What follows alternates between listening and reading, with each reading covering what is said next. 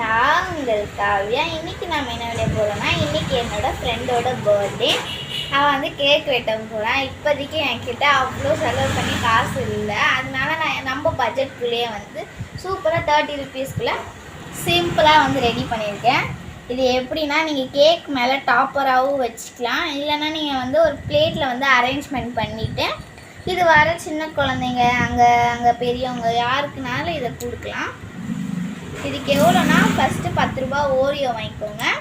ஓரியோலாம் இந்த மாதிரி ஐஸ்கிரீம் ஸ்டிக்கை வந்து உள்ளே வந்து இன்சர்ட் பண்ணிவிட்டு, அப்புறம் வந்து ஜெம்ஸை வந்து நம்ம டைரி மில்கால் கொஞ்சம் லைட்டாக நம்ம கம் போட்டு ஒட்டுற மாதிரி டைரி மில்கால் வச்சுட்டு, மில்கி பாரை ஸ்லைஸாக கட் பண்ணி அந்த மவுத்துக்கு மில்கி பார் வச்சுருக்கேன். பார்க்க எப்படி அழகாக இருக்குல்ல.